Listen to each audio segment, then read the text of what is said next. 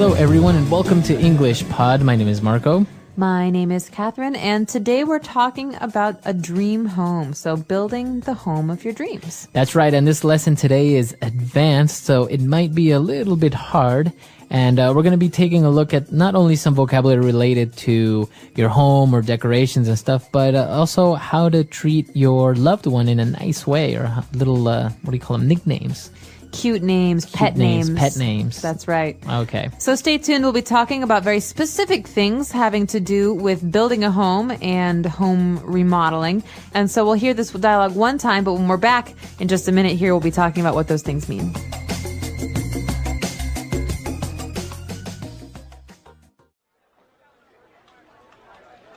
Mr. and Mrs. Robinson, let's get straight to it. You have saved up your money for years and are now ready to build your dream home. What did you have in mind? A suburban bungalow straight out of the 60s. A perfect lawn with minimal landscaping, a brick patio in the backyard with an old-fashioned grill, quaint lawn furniture, and a swimming pool. A 2-car carport, pastel siding, and a gable roof, completed with white shutters and a white picket fence. Honey? In the living room, we would have moss green rugs and a fireplace with a stone mantle and wood paneling on the walls. In the kitchen, the cupboards would be a pale yellow, and we would have a turquoise metal oven and vinyl flooring. Sweetie, but I was thinking of more a modern style house, an open concept house, all glass, wood, metal, and concrete. But sweetums, there's always a lot of wasted space in those kinds of homes. Besides, it's just a fad. It doesn't have the homey feeling the old homes do. Sweetie Pie, it's not a lot of wasted space. It is relaxing, and the house would be eco-friendly with an in-floor heating system and designed to retain the heat of the sun in the winter and keep the house cool in the summer. We would have solar panels on the roof. Do you know how much those things cost? What about your vintage furniture, dearest? And instead of a lawn, which is also a lot of wasted space and would require environmentally harmful pesticides, we would have a fish pond in the backyard and a garden that would cover the whole yard so we could grow our own food. But Buttercup, I thought you always said that you love visiting your grandmother's house. And I thought you, Mr. Scientist, were all up on saving the planet with your technological advancements. Well, I am just going to get some coffee while you two keep discussing. All right, we're back. So apparently the couple can't seem to agree. He wants something different than what she does, and in the end, I think they were a little bit irritated with each other. Doesn't this always happen, though? I mean, my dream home is probably not your dream home. I don't know. It's weird. But, I mean, you would probably have to, I don't know, compensate somehow or well, that's the beauty of compromise. I think you can go back and forth, but with your loved one or your spouse, you have to make some decisions about what you want and what they want. All you need to do is give a guy his own room in which he can decorate and do whatever he wants with it. That's all you need. No, not me, just any guy. Just, you want to decorate the house in any way you want, fine, but just give us one room, like 5 meters by 5 meters, where we can put anything we want. A beer cooler, a TV, a PS3, a sound system, and a couple guitars. Yeah, probably. Yeah. That's you described it. I've been to your house, I know. Anyway, we've got a lot of great words here in language takeaways, so let's take a peek at some of those. Language takeaway. All right, so the first word that we have, or it's actually a concept, minimal landscaping.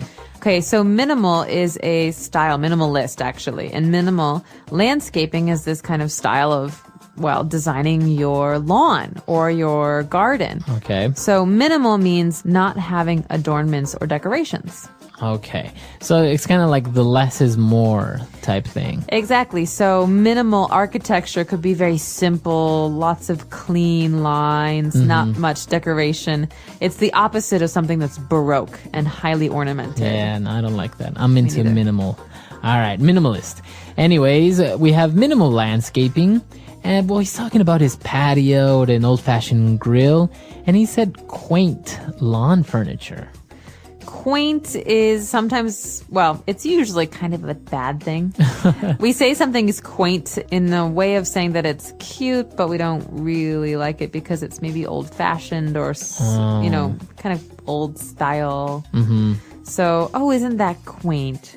It's something that people from the city often say about people in the country, at least in America. So, because, I went to school on the East Coast and I'm from the Midwest. So people on the East Coast would say, oh, your house is so quaint. It's, small and cute and old fashioned. Right. Because they live in a big, fancy New York apartment or whatever. So quaint is usually something that's not the nicest. But so he's looking for some lawn furniture that's not like plastic or new. It's more like old fashioned, maybe wood, right? Right, and kind of traditional and not fancy. Okay. It's kind of simple. Mm-hmm. Now he's also talking about the house, and he wants a 2-carport, pastel siding, and a gable roof. So now we know what a roof is, but what is a gable roof? A gable is a thing, right? And it's almost like an extension of the roof in certain parts. For example, on a traditional Cape Cod style house, you have windows in the front that they're not a part of the roof. They're an extension. They're kind of like come out. popping out like eyes. Exactly. They're coming out like eyes. And so the roof, obviously you need a roof on top of those windows. So that kind of roof, that little extension, that's called a gable. Okay. And so there's a wonderful book that's famous in American history called The House of Seven Gables. That means that on this roof of the house, there are 7 different parts that come out. 7 gables. It's very unique. Those houses usually look a little bit scary. They do. Victorian and imposing. All right. So you have a gable roof. Now you have shutters and a white picket fence. This is typical. Everyone talks about a white picket fence around their house. That's right. There was even a TV show in America years ago called Picket Fences. Really? And I think a picket fence is kind of this ideal in American culture about having your own home in the suburbs and having your own space. And so around your yard, around your garden, you have this white picket fence. And so a picket is I think the pointed part. So a picket fence is thin pieces of wood that stand in the ground and are connected to protect your property from other people coming inside. Okay. So that's a white picket fence. You'll hear it all the time. Usually in movies or in TV shows, they talk about having their own little house with their dog and a white picket fence. Exactly. 2 kids, 2 cars. And a white picket fence. All right. So now the woman argued that she wanted something a little bit more modern. And, the guy said, you know what, that's, it's just wasted space. And those types of homes are just a fad. A fad. So a fad is something that is passing. It's something that's popular for a short time, but then it goes away. It's not popular anymore. Right. So, for example, I think for a while, remember those shoes? They used to have little red lights in the back in the heel. oh yeah, LA Lights. LA Lights. That's right. Those were a fad. It Absolutely. was really popular for like a year. Everyone had them, everyone wore them, and then they just went away. One of my favorite fads of the 1980s were those shirts that would change color if the room temperature changed color. So if you go outside and it's hot, they would become bright pink. But if you're in a cold room, they would go blue and green. It was really fun, but they're definitely out of fashion these days. I don't think they wear them anymore. So that's a fad. That's something that's temporary. It's popular for a while. So he called her house a fad, and she says, well, what about your house? All this vintage furniture. What's vintage? Vintage, well, some people think that vintage is a fad. A lot of people really enjoy buying vintage furniture or vintage clothing. Vintage means old. Old. So it's a nice way of saying old, or like a nice or cool way of saying old. Yeah, so it's almost like, for example, right now, 1940s and 50s clothes are very popular. A lot of girls are into this kind of style, so it's called, vintage clothing because it's not from today's styles. It's an old style. Or you could even call, those big flowing dresses from the 1970s vintage clothing. So vintage furniture would be furniture that comes from a different time, a different era, and that it's popular now. Right, they're popular now. Or people like to buy them now. That's right. So they're special because they come from a different time. Okay. So those are the words that we have for today on Language Takeaway. Why don't we move on now to some pet names or some sweet ways that you can call your loved ones on Fluency Builder. Fluency Builder. So the reason this dialogue is very funny is because we have these two people who are clearly in disagreement about the kinds of furniture and house they want, but they're being so nice to each other. They have these cute names for each other. So it's really, I don't know, it's really funny. It almost seems like they're newlyweds, but apparently they've been saving up their entire life. So maybe they're just one of those really loving couples. Oh, sweetums, cutie pie, cutie. All right, so that's the first one. Sweetums. Sweetums. So obviously the main part of this word is sweet. Sweetums. This is a way to say, hey, sweetie. Okay. Sweetums. Sweetums. So you can say sweetie or sweetums. Exactly. And that's a nice way of saying to somebody. Or you can go sweetie pie. Sweetie pie. So pie is a food, it's like pie it's is a sweet. dessert. It's the sweet. So sweetie pie, or you could say honey pie. Honey pie, sweetie pie. So these are all cute. And the nice thing about these kind of pet names, these cute names, is you can change them if you want. And they're yours. So you could say, honey pie, sugar bun. They're silly, but there's no real rule. But these are the most common. Right. Sweetums and sweetie pie. Okay. Now, moving on to something a little bit maybe more formal. Dearest. This makes me think of my grandparents. Oh, really? Dearest. So dearest comes from dear.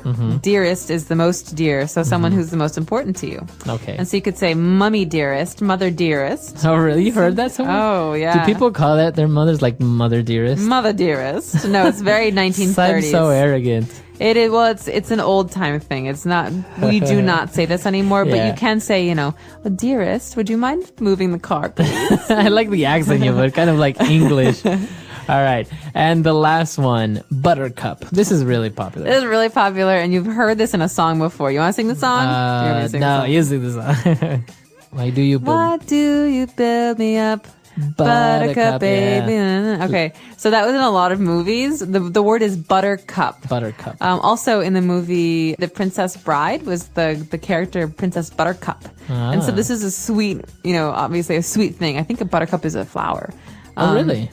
Yeah, and so these are all words you can use, names you could use with men and women, but buttercup is mostly women. I think the other ones are more general. But do you think, do guys say to their loved ones, like, sweetum, sweetie pie? Oh, yeah. Yeah? Oh, yeah. All right, so I guess, guys, if you want to be really sweet and you want to win over the hearts of the ladies, you can use these words as well. Another popular one is babe, Babe. which is more of a young person thing to say. Yeah, I think it's more modern as well. Babe. Honey or babe. Baby. Baby. You're verging on not so sweet. No, but like, hey, baby, how are you? It's like, Yeah, nice. no. But like, not like, hey, baby. All right. Well, we're going to leave you with that thought and go listen to this dialogue one more time, but we'll be back in a moment.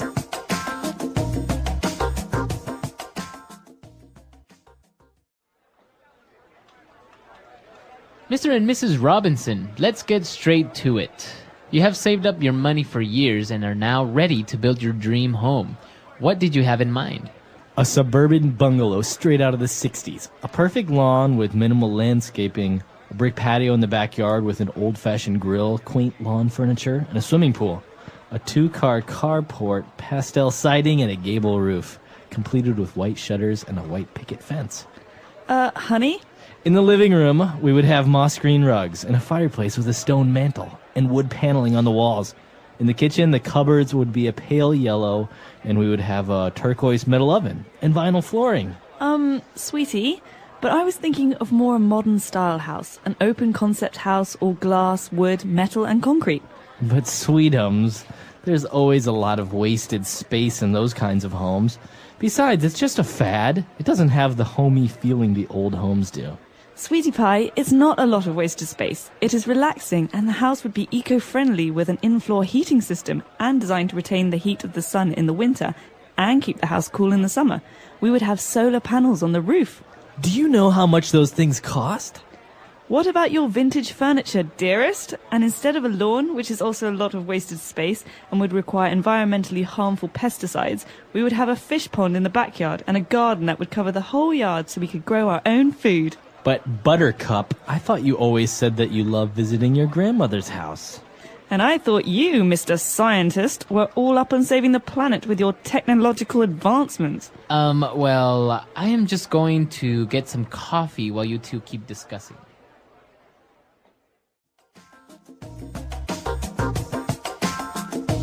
All right, we're back. So, apart from this, decorations and stuff, do you agree with the vintage home, the more like minimalist thing, or do you like the open concept one, the bigger one? I love the look of minimalism, but as a place to live, it's not comfortable, right? And so when I think of an aesthetic that I like, a look that I like, I really like kind of dark wood, velvety, 19th century kind of. Wow. Yeah. Like, I think of old Vienna. You like Castle Dracula? No, not dark. I like things to be open. And I like a lot of natural light, but I also like oversized, kind of heavy furniture and really luscious fabrics and things like that. So that's I'm actually completely different because I do like this open concept. I like those houses that... I like the way they look inside as well as outside when they're kind of squared, big windows, clean lines. Inside is like, for example, in the kitchen, you have polished aluminum or polished steel furniture in the kitchen, as well as a lot of white and red or black, especially. I kind of like that kind of open spaces. Primary colors. Yeah. Flat screen TVs on the wall and stuff like that. Like remote controls. IKEA lamps. Yeah, like those remote controls where you can open your curtains, your TV, and the lights all at the same time. I kind of like that stuff. Cool. Well, let us know what you guys like because everyone has their own opinion on what a beautiful house is. And if you have any pictures, feel free to share them with us on our website, EnglishPod.com. All right. We'll see you guys there. Bye. Bye.